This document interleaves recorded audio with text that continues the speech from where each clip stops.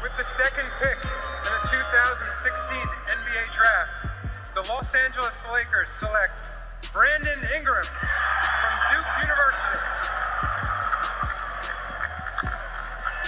Ingram averaged better than 17 points per game, shot better than 40%. Hey guys, what's up y'all? It's Charlie Brownski here, and today I'm going to be talking about the Lakers' second pick in the draft, Brandon Ingram. Now, I'm not going to be talking about the other guy the Lakers drafted, as I don't know much about him. So, yeah, let's just get right into it. Either way, the Lakers couldn't have messed up in this pick. They could have either taken Ben Simmons or Ingram, depending on what the Sixers were going to do. And either way, they weren't going to mess up. Either way, they had future prospects that could have immediately given this roster some improvements. I really think that Brandon Ingram is the perfect guy for our team. In the post-Kobe era, we're trying to find our identity right now. We're more looking towards the future as they're trying to build right now, and Brandon Ingram was the perfect guy. The reason why I say that is because unlike Ben Simmons, I personally feel like Brandon Ingram already has a polished offensive game as a younger player. He's a year younger than Ben Simmons, and I feel like his versatility on the offensive side just gives us more options as a team, especially because Luke Walton's our head coach, and he had already talked about implementing the Warrior style type basketball and bringing it down to LA. And I feel like in this case, what the Warriors did with their wing players such as Draymond Green and Harrison Barnes, Clay, and everybody else, what they were able to do is they had a guard that was able to create his own shot, which I think D'Angelo can develop into doing eventually, despite the narrative of him not being as good and whatever you guys want to call him, a snitch. I still think he could be a fantastic player in the NBA, and I think Brandon Ingram can work out the same. I'm trying to avoid being as biased as possible because I am a Laker fan, and I don't want to like gas these guys up just for them to be like blessed or anything, but I really do feel like Brandon Ingram can develop into something, especially with the offense we're trying to developing. He already has KD-like tendencies. He's basically the poor man's version of him. I mean, he's not anything spectacular KD was when coming out of college, but he did what he needed to do, and he was very poised, man. He's looking to develop and become something in the NBA, and I like the drive that he has. You guys could call him like weak or whatever, but I feel like that he's going to work on that, and I feel like he's determined to become something in this league. And with determination, you really can't go wrong, because anybody can become the greatest. It just takes will, and I really do feel like Brandon Ingram does have that will. Now, outside of his characteristics, he's very versatile on offense. Like I said earlier, unlike Ben Simmons, you don't need to put pieces around him because he's going to score. He's going to get buckets. He might not do it at an efficient rate because it's his rookie season, and he might have some shooting slumps to start off, but I feel like he'll find his rhythm in the league, and he's going to put up numbers. What this offense should do for Brandon Ingram is not only have him create his own shot, but get open looks. What they were so successful doing out in Golden State was getting players involved via ball movement, and a whole lot of the screens and a whole lot of flares and a whole lot of other movements. And I feel like it takes the load off Brandon Ingram because he could develop into something more than just the ISO player, and him not being able to finish around the rim won't be a key factor in this early season, because I feel like he'll just get open cuts and great looks around the basket. I don't feel like there's too much pressure for him to be the #1 guy in basically a team full of young developing players.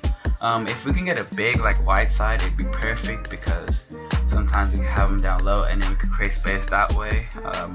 Hassan Whiteside's not the best post presence in the NBA or anything. He's nothing spectacular down there, but he does give us some type of threat down low, so we can get guys like D'Angelo and Clarkson, who I hope we resign, because even though most say he won't develop into nothing star-like, I still feel like he's a quality starter, and he'll be a key component in development in the future. And for that reason, I think we should keep him long term.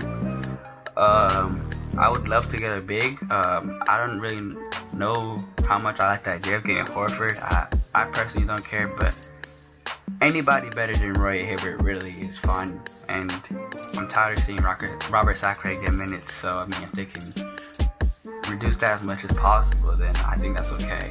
I think Brandon Ingram can be something on both sides of the court. I think him being a mismatch on both ends, he can really be a force defensively. You can't teach 7'3" wingspan. You can't teach 6'9". You can't teach length, and Brandon Ingram has length, and he's gonna cause problems if he works on becoming a better defensive player. Now, he's not bad.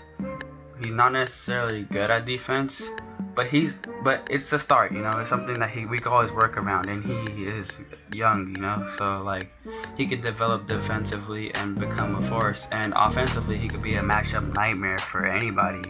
You put him against like a bigger guy, he's too slow, and if you put him against a smaller guy, it's going to be hard to contest a shot. And I feel like as soon as he gets that rhythm in the league, it's going to be a wrap, because nobody in the league will be able to stop him, just like how nobody in the league is able to really stop KD. Like, I feel as if Brandon Ingram really works hard and just grows over time. Like, if we give him time to grow as a player, he'll be a complete player, and he'll be one of the best in the league.